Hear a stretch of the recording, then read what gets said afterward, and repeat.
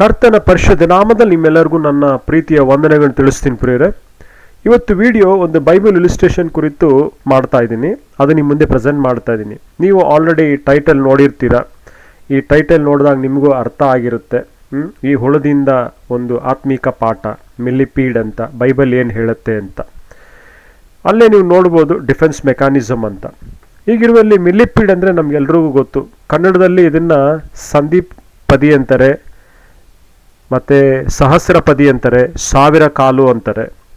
ಈ ಮಿಲಿಪೀಡ್ನ ನಾವು ಈ ಹಚ್ಚ ಹಸಿರಾದ ಹುಲ್ಲಿನ ಪ್ರದೇಶದಲ್ಲಿ ಮತ್ತು ಮರದ ಹತ್ರ ಇಲ್ಲೆಲ್ಲ ನೋಡ್ತಾ ಇರ್ತೀವಿ. ಇವತ್ತು ನಾನು ಮಾರ್ನಿಂಗ್ ವಾಕ್ ಹೋದಾಗ ಈ ದೃಶ್ಯ ಕಂಡು ಬಂತು. ನೀವು ಅದೇ ಈ ವಿಡಿಯೋ ನೋಡ್ತಾ ಇದ್ದೀರಾ.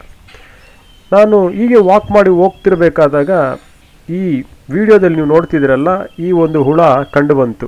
ಆಗ ನನಗೆ ಚಿಕ್ಕಂದಿನಲ್ಲಿ ನೆನಪಿತ್ತು, ಒಂದು ಕಡ್ಡಿಯನ್ನು ತಗೊಂಡು ಜಸ್ಟ್ ಅದನ್ನು ಟಚ್ ಮಾಡಿದಾಗ ಅದು ಹಂಗೇ ಸುರುಳ್ಕೊಂಬಿಡುತ್ತೆ. ಆವಾಗ ನನಗೆ ತುಂಬ ಆಶ್ಚರ್ಯ ಅವಾಗಿಂದ ಅನ್ನಿಸ್ತಾ ಇತ್ತು. ಈಗ ನಾವು ಆತ್ಮೀಕವಾಗಿ ಬೆಳೆದಿರೋದ್ರಿಂದ ಇದರಿಂದ ನಾವು ಏನು ಬೈಬಲ್ ಇಲಿಸ್ಟ್ರೇಷನ್ ಅಂದರೆ ಉದಾಹರಣೆಗಳು, ನಿದರ್ಶನಗಳು ಏನು ತಗೋಬೋದು ಅನ್ನೋದನ್ನು ನಾನು ಇದ್ರ ಮೇಲೆ ಸ್ವಲ್ಪ ಸ್ಟಡಿ ಮಾಡ್ತಾ ಹೋದೆ, ಗಮನಿಸಿದ್ದೆ. ಆದರೆ ಇದರ ಪ್ರಾಥಮಿಕ ರಕ್ಷಣಾ ಕಾರ್ಯವಿಧಾನವು ಅಂದರೆ ಪ್ರೈಮರಿ ಡಿಫೆನ್ಸ್ ಮೆಕ್ಯಾನಿಸಮ್ ಹೇಗಿರುತ್ತೆ ಅಂದರೆ, ಇದು ಬಿಗಿಯಾದ ಸುರುಳಿಯೊಳಗೆ ಸುರುಳಿ ಆಗಿರುವುದು. ಅಂದರೆ ಟಚ್ ಮಾಡಿದಾಗ ಕರ್ಲಾಗ್ಬಿಡುತ್ತೆ, ಹಂಗೆ ಸುರುಳ್ಕೊಳ್ಳುತ್ತೆ. ಆ ಮೂಲಕ ಗಟ್ಟಿಯಾದ ಎಕ್ಸೋಸ್ಕೆಲಿಟನ್ ಹಿಂದೆ ಅದರ ಕಾಲುಗಳು ಮತ್ತು ದೇಹದ ಇತರ ಪ್ರಮುಖ ಸೂಕ್ಷ್ಮ ಪ್ರದೇಶಗಳನ್ನು ರಕ್ಷಿಸುತ್ತದೆ ಅಂತೆ. ಅಂದರೆ ತನ್ನ ಕಾಲುಗಳನ್ನು ಸೂಕ್ಷ್ಮ ಪ್ರದೇಶವನ್ನು ಏನು ಮಾಡುತ್ತೆ, ಅದು ರಕ್ಷಿಸುತ್ತೆ. ಅದಕ್ಕೆ ಯಾರಾದರೂ ಥ್ರೆಟನ್ ಮಾಡಿದ್ದಾರೆ ಅಂತ ಗೊತ್ತಾದರೆ ಸಡನ್ನಾಗಿ ಏನು ಮಾಡುತ್ತೆ, ಅದು ಈ ರೀತಿಯಾಗಿ ಸುರುಳ್ಕೊಂಡ್ಬಿಡುತ್ತೆ, ಸುತ್ತಕೊಳ್ಳುತ್ತೆ. ಆಗ ತನ್ನನ್ನು ಟಚ್ ಮಾಡಿದಾಗ ತನಗೆ ಅಪಾಯ ಇದೆ ಅನ್ನಿಸ್ದಾಗ, ಎಲ್ಲೋ ಒಂದು ಅಪಾಯಕಾರಿ ಸೂಚನೆಗಳು ತನಗೆ ಕಂಡು ಬರ್ತಾ ಇದೆಯೇನೋ ಅಂತ ಅಂದುಕೊಂಡಾಗ ಸಡನ್ನಾಗಿ ತನ್ನ ದೇಹವನ್ನು ಹಾಗೆಯೇ ಕರ್ಲ್ ಮಾಡ್ಕೊಂಡ್ಬಿಡುತ್ತೆ. ನೋಡಿ, ಇದು ಬಹಳ ವಿಶೇಷವಾದದ್ದು ಅಲ್ವಾ? ಹೀಗಿರುವಲ್ಲಿ ಗಮನಿಸಿದ್ದೇ ಆದರೆ ಇದನ್ನು ನಾವು ಆತ್ಮೀಕ ಬೆಳಕಿನಲ್ಲಿ ನೋಡೋದೇ ಆದರೆ ಹೇಗೆ? ಅನೇಕ ಕ್ರೈಸ್ತರ ಕುಟುಂಬ ಇದೆ.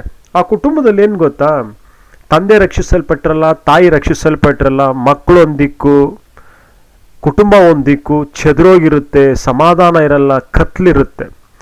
ಅವರು ಅಷ್ಟು ಒಡಿಸ್ಕೋತಾ ಇರ್ತಾರೆ ಶತ್ರು ಕೈಯಲ್ಲಿಂದ. ಶತ್ರು ಬಂದು ಅವ್ರ ಮನೇನ ಟಚ್ ಮಾಡ್ತಾನೆ ಇರ್ತಾನೆ. ಅವ್ರು ಎಚ್ಚೆತ್ಕೊಳ್ಳೋದೇ ಇಲ್ಲ, ಡಿಫೆನ್ಸ್ ನಿಂತ್ಕೊಳ್ಳೋದೇ ಇಲ್ಲ. ಡಿಫೆನ್ಸ್ ಅಂದರೆ ಎದುರಿಸೋದು, ಅದು ನಿಂತ್ಕೊಳ್ಳೋದೇ ಇಲ್ಲ, ಅವ್ರು ತೋರಿಸೋದೇ ಇಲ್ಲ.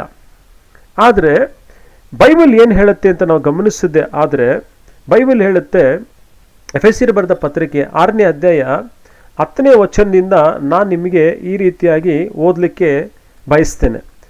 ಕ್ರೈಸ್ತರು ನಡೆಸುವ ಯುದ್ಧದಲ್ಲಿ ದೇವರು ಕೊಡುವ ಸರ್ವಾಯುಧಗಳು ಅವಶ್ಯವಾಗಿದೆ ಅಂತ ಹೇಳ್ತಾರೆ. ಇದು ನಮಗೆ ಪರಿಚಯವಾದದ್ದೇ ಅಂತ ಹೇಳ್ತಾರೆ. ನಿಜ, ಪರಿಚಯವಾದದ್ದೇ. ಅದು ಇಲ್ಲೊಂದು ಆಲೋಚನೆಗಳು ಹೇಳಕ್ಕೆ ನಾನು ಇಷ್ಟಪಡ್ತೀನಿ. 10ನೇ ವಚನ, ಕಡೆ ಮಾತೇನೆಂದರೆ ನೀವು ಕರ್ತನನ್ನು ಆತನ ಅತ್ಯಧಿಕವಾದ ಶಕ್ತಿಯನ್ನು ಆಶ್ರಯಿಸಿಕೊಂಡವರಾಗಿ ಬಲಗೊಳ್ಳಿರಿ. ಸೈತಾನನ ತಂತ್ರೋಪಾಯಗಳನ್ನು ಎದುರಿಸಿ ನಿಲ್ಲುವುದಕ್ಕೆ ಶಕ್ತರಾಗುವಂತೆ ದೇವರು ದಯಪಾಲಿಸುವ ಸರ್ವ ಆಯುಧಗಳನ್ನು ಧರಿಸಿಕೊಳ್ಳ್ರಿ ಅಂತ ಹೇಳ್ತಾನೆ. ನಿಲ್ಲುವಂತೆ, ನಿಂತ್ಕೊಳ್ಳೋದು ಹೇಗೆ?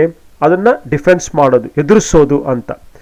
ಈಗ ನಾವು ಹೋರಾಡುವುದು ಮನುಷ್ಯ ಮಾತ್ರದವರ ಸಂಗಡವಲ್ಲ, ರಾಜತ್ವಗಳ ಮೇಲೆಯೂ ಅಧಿಕಾರಿಗಳ ಮೇಲೆಯೂ ಈ ಅಂಧಕಾರದ ಲೋಕಾಧಿಪತಿಗಳ ಮೇಲೆಯೂ ಆಕಾಶ ಮಂಡಲದಿರುವ ದುರಾತ್ಮಗಳ ಸೇನೆಯ ಮೇಲೆಯೂ ನಾವು ಹೋರಾಡುವವರಾಗಿದ್ದೇವೆ. ಆದ್ದರಿಂದ ಕಠಿಣ ಯುದ್ಧವು ನಡೆಯುವ ದಿವಸದಲ್ಲಿ ಆ ವೈರಿಗಳನ್ನು ಎದುರಿಸುವುದಕ್ಕೆ ಮಾಡಬೇಕಾದದೆಲ್ಲವನ್ನ ಮಾಡಿ ಜಯಶಾಲಿಗಳಾಗಿ ನಿಲ್ಲುವುದಕ್ಕೆ ಶಕ್ತರಾಗುವಂತೆ ದೇವರು ದಯಪಾಲಿಸುವ ಸರ್ವಾಯುಧಗಳನ್ನು ತೆಗೆದುಕೊಳ್ಳ್ರಿ ಅಂತ ಹೇಳ್ತಾನೆ. ಹಾಗಾಗಿ ಈಗ ನಾವು ಡಿಫೆನ್ಸಲ್ಲಿ ಬರಬೇಕಾದ್ರೆ ನಮಗೆ ಆದಂಥ ಒಂದು ಸರ್ವಾಂಗ ಆಯುಧ ಇರಬೇಕು. ಈ ಆಯುಧಗಳಿಲ್ಲ ಅಂದರೆ ನಾವು ಏನೂ ಮಾಡೋಕ್ಕಾಗಲ್ಲ. ಅಂದರೆ ಆ ಹುಳನ ಟಚ್ ಮಾಡಿದ ತಕ್ಷಣ ಅದು ಸಡನ್ನಾಗಿ ಏನು ಮಾಡ್ತಾರೆ, ಡಿಫೆನ್ಸ್ ಮೆಕ್ಯಾನಿಸಮ್ ಓಪನ್ ಮಾಡ್ಕೊಂಡು ಸುರುಳ್ಕೊಂಡ್ಬಿಡುತ್ತೆ. ಅದೇ ರೀತಿಯಾಗಿ ನಿನ್ನ ಕುಟುಂಬದಲ್ಲಿ ಯಾರಾದರೂ ಟಚ್ ಮಾಡ್ತಿದ್ದಾರೆ ಅಂದರೆ ಶತ್ರು ಟಚ್ ಮಾಡ್ತಿದ್ದಾರೆ ಅಂದರೆ, ಕೆಲವು ಅಂಧಕಾರದ ಶಕ್ತಿಗಳು ಟಚ್ ಮಾಡ್ತಾರೆ, ಕೆಲವು ಬಾನಾಮತಿ ಶಕ್ತಿಗಳು ಟಚ್ ಮಾಡ್ತಿದೆ ಅಂದರೆ ನೀನು ಡಿಫೆನ್ಸಿಗೆ ನಿಂತ್ಕೊಬೇಕು, ಅಂದರೆ ಎದುರಿಸಕ್ಕೆ ನಿಂತ್ಕೊಬೇಕು. ಅದರ ಅರ್ಥ, ನೀನು ಮಲಗಿದ್ರೆ ಈ ಮೆಸೇಜ್ನ ತಟ್ಟಿ ಎದುರಿಸ್ತಾ ಇದೆ, ನಿನ್ನ ಕುಟುಂಬ ಹಾಳಾಗ್ತಾ ಇದೆ, ನೋಡು, ಎದ್ದು ಕುತ್ಕೋ, ಈಗ ಎದುರಿಸೋ ಸಮಯವಾಗಿದೆ, ಡಿಫೆನ್ಸ್ನ ಸಮಯವಾಗಿದೆ ಅಂತ ಅರ್ಥ.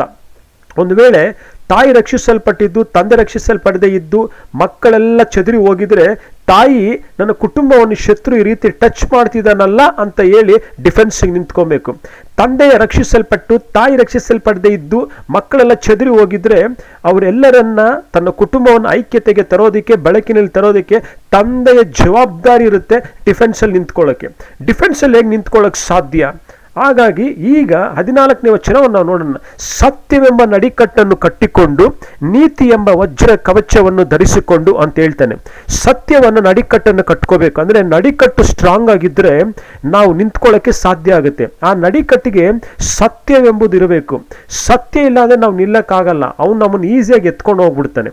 ಅದೇ ರೀತಿಯಾಗಿ ನೀತಿ ಎಂಬ ವಜ್ರ ಕವಚವನ್ನು ಧರಿಸ್ಕೋಬೇಕು. ಕವಚ ಇರಬೇಕು. ಆ ನೀತಿ ನಮ್ಮ ಜೀವನದಲ್ಲಿ ಇರಬೇಕು. ಅನೀತಿ ಇದ್ರೆ ಅವನ ಪಕ್ಷವಾಗ್ಬಿಡ್ತೀವಿ. ಅವನು ಈಸಿಯಾಗಿ ಏನು ಮಾಡ್ತಾನೆ, ತಗೊಂಡು ಹೋಗ್ಬಿಡ್ತಾನೆ. ಇದೇ ರೀತಿಯಾಗಿ ಸಮಾಧಾನದ ವಿಷಯವಾದ ಸುವಾರ್ತೆಯನ್ನು ತಿಳಿಸುವುದರಲ್ಲಿ ಸಿದ್ಧವಾದ ಮನಸ್ಸೆಂಬ ಕೆರೆಗಳನ್ನು ಮೆಟ್ಟಿಕೊಂಡು ನಿಲ್ಲಿರಿ ಅಂತ ಹೇಳ್ತಾನೆ. ಸಿದ್ಧ ಮನಸ್ಸಿರಬೇಕು. ಅಂದರೆ ಸುವಾರ್ತೆಯ ವಿಷಯದಲ್ಲಿ ಸಿದ್ಧ ಮನಸ್ಸುಳ್ಳವರಾಗಿರ್ಬೇಕು. ಸುವಾರ್ತೆನ ಸ್ವೀಕರಿಸ್ಬೇಕು. ಸುವಾರ್ತೆ ಅಂದರೆ ಏನು? ಯೇಸು ಸ್ವಾಮಿ ನಮಗೋಸ್ಕರ ಜನನವಾಗಿ ಬೋಧನೆ ಮಾಡಿ ಆತನು ಕೊಲ್ಲಲ್ಪಟ್ಟು ಸಿಲುವೆ ಹಾಕಲ್ಪಟ್ಟು ಉಣಲ್ಪಟ್ಟು 3ನೇ ದಿವಸ ಎದ್ದೇಳಿ ಮತ್ತೆ ತಾನು ಬರುವ ವಿಷಯದ ಕುರಿತು, ರಕ್ಷಣೆ ಕುರಿತು ಏನೆಲ್ಲ ಹೇಳಿಕೊಟ್ನ ಅದೇ ಸುವಾರ್ತೆ. ಅದರಲ್ಲಿ ಸಿದ್ಧ ಮನಸ್ಸುಳ್ಳವರಾಗಿರ್ಬೇಕು. ಅದು ಕೆರೆಗಳಿಗೆ ಹೋಲಿಸಿದಾನೆ. ಆ ಕೆರೆಗಳನ್ನು ಹಾಕ್ಕೊಂಡು ನಾವು ನಿಂತ್ಕೋಬೇಕು. ಅಂದರೆ ಕಾಲು ಖಾಲಿಯಾಗಿರಬಾರ್ದು. ನಮಗೆ ಸಿದ್ಧ ಮನಸ್ಸಿನೊಟ್ಟಿಗಿರಬೇಕು. ಅದಕ್ಕೆ ಸಪೋರ್ಟ್ ಬ್ಯಾಕಪ್ ಕೊಡೋದೇ ಈ ಸುವಾರ್ತೆ. ಮತ್ತು ನಂಬಿಕೆ ಎಂಬ ಗುರಾಣಿಯನ್ನು ಹಿಡಿದುಕೊಳ್ಳಿ ಅಂತ ಹೇಳ್ತಾನೆ. ನಂಬಿಕೆ ಎಂಬ ಗುರಾಣಿ ಇಟ್ಕೋಬೇಕು. ಅಂದರೆ ಫೇತ್ನ ಶೀಲ್ಡ್ ಆಗಿ ಇಟ್ಕೋಬೇಕು. ಯಾವುದಾದ್ರೂ ವಾಪಸ್ ಬರುತ್ತೆ ಅಂದರೆ ಅದು ನಮ್ಮ ಶೀಲ್ಡ್ಗೆ ಅಡ್ಡ ಬಿದ್ದು ಅಲ್ಲೇ ಬಿದ್ದೋಗುತ್ತೆ. ಅದಕ್ಕೆ ನಂಬಿಕೆ ಇರಬೇಕು ಅಂತ ಹೇಳ್ತಾನೆ. ಇದಲ್ಲದೆ ರಕ್ಷಣೆ ಎಂಬ ಶಿರಸ್ತ್ರಾಣವನ್ನು ಇಟ್ಟುಕೊಂಡು ಪವಿತ್ರಾತ್ಮನು ಕೊಡುವ ದೇವರ ವಾಕ್ಯ ಎಂಬ ಕತ್ತಿಯನ್ನು ಹಿಡೀರಿ ಅಂತ ಹೇಳ್ತಾನೆ. ನಮಗೆ ರಕ್ಷಣೆನೂ ಇರಬೇಕು. ರಕ್ಷಣೆ ಹೆಂಗಿರಬೇಕು? ಅದು ತಲೆಗೆ ಶಿರಸ್ತ್ರಾಣವಾಗಿರ್ಬೇಕು, ಹೆಲ್ಮೆಟ್ ಆಗಿರಬೇಕು. ಕುಟುಂಬಗಳಿಗೆ ರಕ್ಷಣೆ ಇರಬೇಕು. ಆಗ ನೀನು ನಿಂತ್ಕೊಳ್ಳೋಕೆ ಸಾಧ್ಯ. ನಿನ್ನ ತಲೆ ಒಳಗಡೆ ಯಾವುದೇ ರೀತಿಯಾಗಿ ಹುಳ ಬಿಡದಿರೋ ಸೈತಾನ ಆ ರಕ್ಷಣೆ ಎಂಬ ಕಿರೀಟವು, ಆ ರಕ್ಷಣೆ ಎಂಬ ಆ ಒಂದು ಶಿರಸ್ತ್ರಾಣವು ಕಾಪಾಡುತ್ತೆ. ಮತ್ತು ದೇವರ ವಾಕ್ಯ ಎಂಬ ಖಡ್ಗ, ಇಬ್ಬಾಯಿ ಖಡ್ಗ ಅದಿರುತ್ತೆ. ಅದರಿಂದನೂ ಸಹ ನಾವು ಶತ್ರುವನ್ನು ಗೆಲ್ಲೋದಕ್ಕೆ ಸಾಧ್ಯವಾಗುತ್ತೆ. ಹಾಗಾಗಿ ಇದನ್ನೆಲ್ಲವನ್ನು ನಾವು ಚೆನ್ನಾಗಿ ತಿಳ್ಕೊಂಡಿದ್ದೆ ಆದರೆ ಅದ್ಭುತವಾಗಿ ನಡೆಸ್ತೀವಿ. ಇದನ್ನು ನಿಂತ್ಕೋಬೇಕಾದ್ರೆ ಏನು ಮಾಡಬೇಕು? ನಾವು ಅದ್ಭುತವಾಗಿ ಏನು ಮಾಡಬೇಕು? ಅವನ ತಂತ್ರೋಪಾಯಗಳನ್ನು ನಾವು ಎದುರಿಸಬೇಕು. ಅವನು ಹಾಕುವಂಥ ಅಗ್ನಿ ಬಾಣಗಳನ್ನು ಆರಿಸೋದಕ್ಕೆ ಶಕ್ತರಾಗಿರಬೇಕು. ಈ ರೀತಿ ಡಿಫೆನ್ಸಲ್ಲಿ ನೀವು ನಿಂತ್ಕೊಂಡಾಗ ನಾವು ಎಲ್ಲವನ್ನೇನು ಮಾಡ್ತೀವಿ? ಎದುರಿಸೋದಕ್ಕೆ ಶಕ್ತವಾಗಿರ್ತೀವಿ. ಮೋಸ್ಟ್ ಆಫ್ ದ ಟೈಮ್ ಇವೆಲ್ಲ ನಾವು ಧರಿಸಲ್ಲ. ಹಂಗೆ ನಾವೇನು ಮಾಡ್ತೀವಿ? ಶತ್ರುನ ಎದುರಿಸೋಕೆ ಹೋಗ್ತೀವಿ, ಒದೆ ಬೀಳುತ್ತೆ, ಬಿದ್ದೋಗ್ತೀವಿ ನಾವು. ಹಾಗಾಗಿ ಆ ಹುಳಾನ್ ಗಮನಿಸಿದ್ರಲ್ಲ, ಅದನ್ನು ಟಚ್ ಮಾಡಿದ ತಕ್ಷಣ, ಅದಕ್ಕೆ ಥ್ರೆಟ್ ಇದೆ ಅಂತ ಗೊತ್ತಿದ ತಕ್ಷಣ ಅದು ಹಂಗೆ ಸುರುಳ್ಕೊಂಡ್ಬಿಡುತ್ತೆ. ಅದಕ್ಕೆ ಒಂದು ಡಿಫೆನ್ಸ್ ಮೆಕ್ಯಾನಿಸಮ್ನ ಓಪನ್ ಮಾಡ್ಕೊಳ್ಳುತ್ತೆ. ಹಂಗೆ ನಿನ್ನ ಕುಟುಂಬದಲ್ಲಿ, ನಿನ್ನ ಆತ್ಮಿಕ ಜೀವನಕ್ಕೆ, ನಿನ್ನ ಮನೆಯಲ್ಲಿ, ನಿನ್ನ ಮನೆಯ ವಿಷಯಗಳಲ್ಲಿ ಯಾವುದಾದ್ರು ಅಂಧಕಾರ ಸಂಬಂಧ ವಿಷಯಗಳು ಟಚ್ ಮಾಡ್ತಿದ್ರೆ, ನೀನು ಮಲಗಿದ್ರೆ ಒಂದು ವೇಳೆ ಎಚ್ಚೆತ್ಕೊಂಡು ಡಿಫೆನ್ಸ್ ಮೆಕ್ಯಾನಿಸಮ್ ಓದ್ಕೋ, ಅದನ್ನು ಪಡ್ಕೋ. ಈ ಅಧ್ಯಾಯದಲ್ಲಿ ಅದೇ ರೀತಿಯಾಗಿ ನೀನು ಪಡೆಯೋದೇ ಆದರೆ ನಿಶ್ಚಯವಾಗಿ ಅವುಗಳನ್ನ ಎದುರಿಸ್ಬೋದು. ಅದ್ಭುತ ರೀತಿಯಲ್ಲಿ ಅವುಗಳನ್ನ ಎದುರಿಸ್ಬೋದು. ಸೊ ನಾನು ಮತ್ತೆ ರಿಪೀಟ್ ಮಾಡ್ಲಿಕ್ಕೆ ಇಷ್ಟಪಡ್ತೀನಿ. ಏನಂತ? ಇನ್ನು ಇದು ಎಚ್ಚೆತ್ಕೊಳ್ಳೋ ಸಮಯವಾಗಿದೆ ಅಂತ.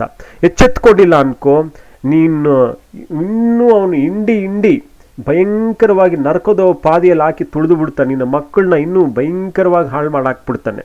ತಾಯಿಯೇ ಎಚ್ಚೆತ್ಕೋ, ಡಿಫೆನ್ಸ್ಗೆ ನಿಂತ್ಕೋ ನಿನ್ನ ಕುಟುಂಬದ ಪಕ್ಷದಲ್ಲಿ. ಅದೇ ರೀತಿಯಾಗಿ ತಂದೆ ಡಿಫೆನ್ಸ್ಗೆ ನಿಂತ್ಕೊಬೇಕು ನಿನ್ನ ಕುಟುಂಬದ ಪಕ್ಷದಲ್ಲಿ. ಮಕ್ಕಳು ಸಹ ಆ ರೀತಿಯಾಗಿ ನಿಂತ್ಕೊಬೇಕು. ಕ್ರೈಸ್ತರೆಲ್ಲ ಸೇರಿ ನಮ್ಮ ದೇಶದ ಡಿಫೆನ್ಸ್ಗೆ ನಿಂತ್ಕೋಬೇಕು. ಈ ದೇಶ ಅಂಧಕಾರದಲ್ಲಿ ಮುಳುಗಿ ಹೋಗ್ದಿರಂಗೆ ದೇವರ ಬೆಳಕು ಸ್ಥಾಪಿಸಲ್ಪಡೋ ರೀತಿಯಲ್ಲಿ, ಈ ದೇಶದಲ್ಲಿ ಸುಕ್ಷೇಮವು ಸುಭಿಕ್ಷೆಯೂ ಆಗಿರೋ ರೀತಿಯಲ್ಲಿ ಎಲ್ಲ ರಾಜಕೀಯ ವ್ಯಕ್ತಿಗಳು, ರಾಜರು ಎಲ್ಲರೂ ಸಹ ಆ ರೀತಿಯಾಗಿರಬೇಕು, ಕ್ಷೇಮವಾಗಿ ಅಂತ ಯಾವ ರೀತಿ ಪತ್ರಿಕೆಯಲ್ಲಿ ಬರೆಯಲ್ಪಟ್ಟಿದ್ದು ಅದೇ ರೀತಿಯಾಗಿ ನಾವು ಸಹ ಈ ದೇಶದ ಕ್ಷೇಮಕ್ಕೋಸ್ಕರ ನಾವೇನು ಮಾಡಬೇಕು? ಹೋರಾಡಬೇಕು. ಆ ದೇಶದ ಡಿಫೆನ್ಸ್ಗೋಸ್ಕರ ನಾವು ನಿಂತ್ಕೊಬೇಕು ಅದ್ಭುತ ರೀತಿಯಲ್ಲಿ. ಹಾಗಾಗಿ ಈ ಹುಳ ನಮಗೆ ಅದ್ಭುತವಾದ ಪಾಠ ಕಲಿಸ್ಕೊಡುತ್ತೆ ಅಲ್ವಾ? ರೀತಿಯಾಗಿ ಡಿಫೆನ್ಸ್ ಮೆಕ್ಯಾನಿಸಮ್ ಹೇಳ್ಕೊಡುತ್ತೆ. ಟಚ್ ಮಾಡಿದ್ರೆ ಸಾಕು, ಹಾಗೆ ತನ್ನನ್ನು ತಾನು ಕಾಪಾಡ್ಕೊಳ್ಳೋಕ್ಕೆ ಸುರುಳುಕೊಳ್ಳುತ್ತೆ. ಅದೇ ರೀತಿಯಾಗಿ ನಿನ್ನ ಕುಟುಂಬವನ್ನು ಟಚ್ ಮಾಡಿದ್ರೆ ನೀನು ಡಿಫೆನ್ಸಿಗೆ ನಿಂತ್ಕೋಬೇಕು. ಯಾವ ರೀತಿ? ಈ ಪತ್ರಿಕೆಯಲ್ಲಿ ಓದಿ ಹೇಳಿದ್ನಲ್ಲ ಅದೇ ರೀತಿಯಾಗಿ. ಹಾಗಾಗಿ ಕರ್ತನ ಮಹಾಕೃಪೆ ನಮ್ಮ ಜೊತೆಗಿರಲಿ. ಈ ಮಿಲ್ಲಿಪೀಡ್ ನಮಗೆ ಒಂದು ಒಳ್ಳೆ ಕತೆ ಹೇಳಿಕೊಡುತ್ತೆ. ಹಾಗಾಗಿ ಇದರಿಂದ ನಾವು ಕಲ್ತಿದ್ದೀವಿ. ಆ ಹುಳಕ್ಕೆ ದೇವರು ಅಷ್ಟು ಬುದ್ಧಿ ಕೊಟ್ಟಿದ್ರೆ ಆತನ ಸ್ವಾರೂಪ್ಯದಲ್ಲಿ ಸೃಷ್ಟಿಸಲ್ಪಟ್ಟಂಥ ನೀನು ನಾನು ಇನ್ನೆಷ್ಟರ ಮಟ್ಟಿಗೆ ಇನ್ನೂ ದೇವ್ರು ನಮ್ಮನ್ನು ಪ್ರೀತಿಸ್ತಾನೆ, ಇನ್ನೂ ಬುದ್ಧಿವಂತಿಕೆಯಲ್ಲಿರಬೇಕು. ಹಾಗಾಗಿ ಕರ್ತನ ಕೃಪೆ ನಮ್ಮನ್ನೆಲ್ಲ ಆವರಿಸಲಿ. ಬನ್ನಿ ಡಿಫೆನ್ಸ್ ಮೆಕ್ಯಾನಿಸಮಲ್ಲಿ ನಿಂತ್ಕೊಳ್ಳೋಣ. ದೇವರು ನಮಗೆ ಸಹಾಯ ಮಾಡಲಿ. ಇನ್ನೊಂದು ವಿಡಿಯೋ ಜೊತೆಗೆ ನಾನು ನಿಮ್ಮ ಮುಂದೆ ಬರ್ತೀನಿ. ಅಲ್ಲಿವರೆಗೂ ಕರ್ತನ ಕೃಪೆ ನಮ್ಮನ್ನು ಆವರಿಸಿರಲಿ. Thank you.